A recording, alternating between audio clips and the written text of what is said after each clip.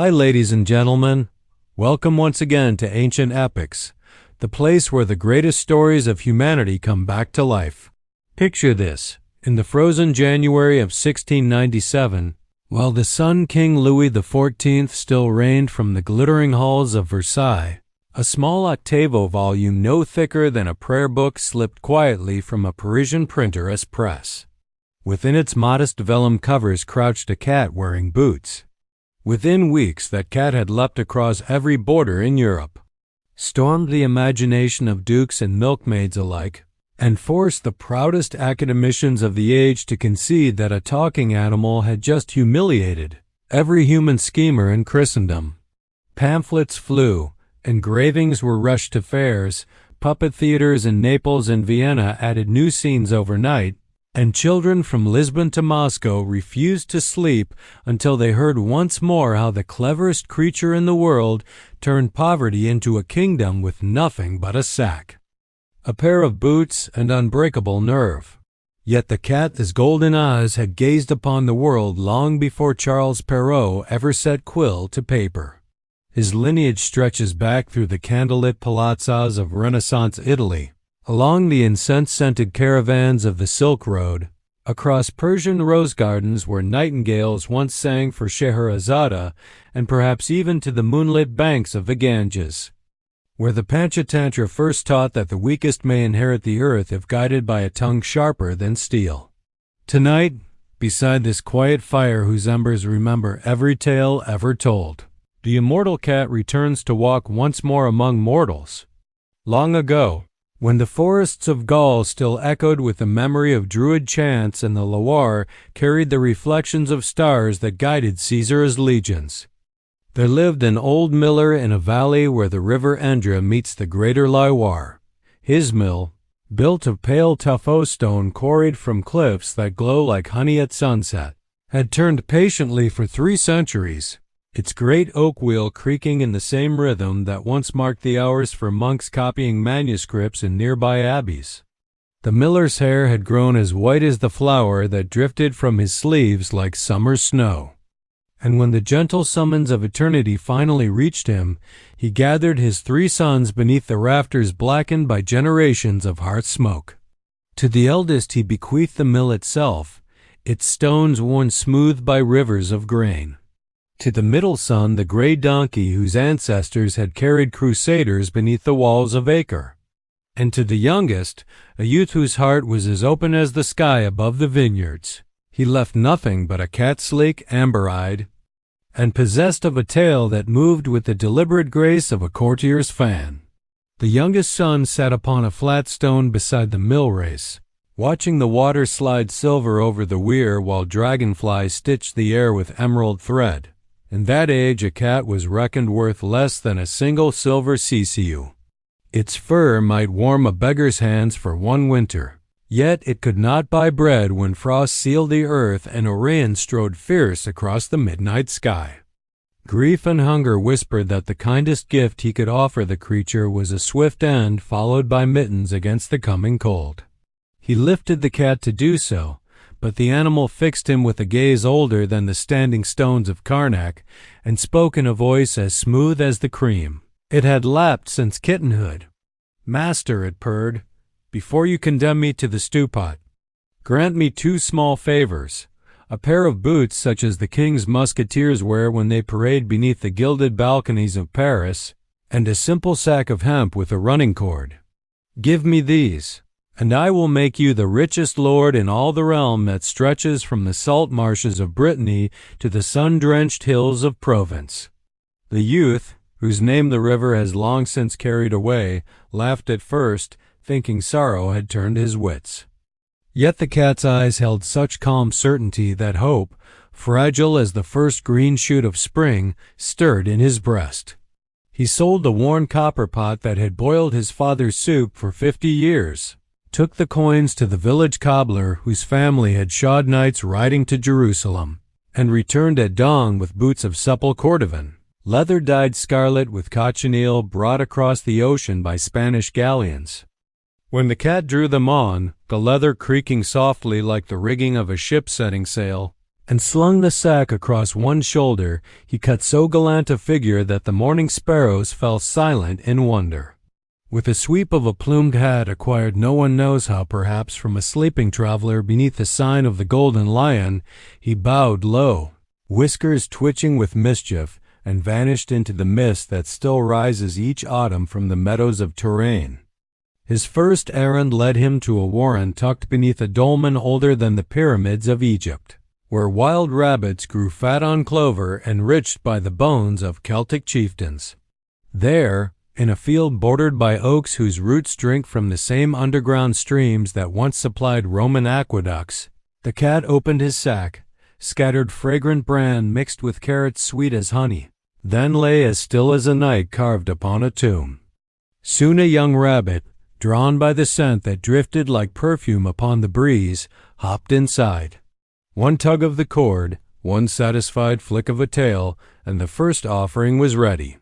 Puss in Boots marched boldly along the old pilgrim road still walked today toward Santiago de Compostela, past wayside crosses draped in ivy, until he reached the royal chateau of Anbaz, whose terraces float above the Loire like the prow of a stone ship.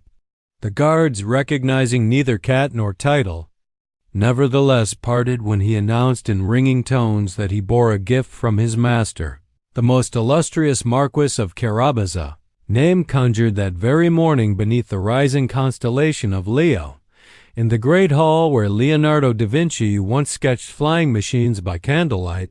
Sunlight poured through windows of stained glass depicting the labors of Hercules onto floors laid with tiles from Delft. The king, whose appetite for delicate game was legendary from the Baltic to the Mediterranean, accepted the rabbit with royal delight and commanded that the mysterious marquis be entered into the golden book of the court. Thus began a campaign more skillful than any general's. Day after day the cat returned, sometimes with partridges taken from thickets where nightingales still sing the same songs they sang for Marie Antoinette, sometimes with hares snared beneath hedgerows of hawthorn planted by medieval monks to mark sacred ground, sometimes with trout plucked from streams whose waters carry flecks of gold washed down from the Massif Central since the days when Phoenician traders bartered for tin. Each time the same words rang out, "From my lord the Marquis of Carabas, whose estates are the envy of Europe." Courtiers whispered the name in perfumed galleries. Scribes copied it onto parchment with quills plucked from geese that grazed the same meadows. And soon all the kingdom believed in a nobleman who owned half the horizon yet had never once appeared at court. One radiant morning, when the air smelled of ripening grapes and the lark sang high above fields that would one day yield the wines of Vouvray, the cat learned that the king would take his gilded carriage along the river road accompanied by his only daughter, a princess whose beauty was spoken of in the seraglios of Constantinople and the lacquered palaces of Edo alike. Here was the moment the stars themselves had waited for since the day the miller drew his final breath. Puss commanded his master to walk to a certain bend where the Loire forms a wide pool beneath ancient willows whose roots have tasted the passage of Roman triremes, Viking longships, and the painted barges of Renaissance princes. There, where the water runs clear over sands of mica that sparkle like scattered diamonds, the youth was to strip and bathe. Trusting the cat as a drowning man trusts driftwood, the miller's son obeyed. No sooner had he stepped naked into the cool embrace of the river than the cat hid his patched garments beneath a rock carved with faint Merovingian crosses and began to wail as though the heavens themselves had cracked. "Help! Help! The Marquis of Carabas drowns. Thieves have robbed him of his raiment."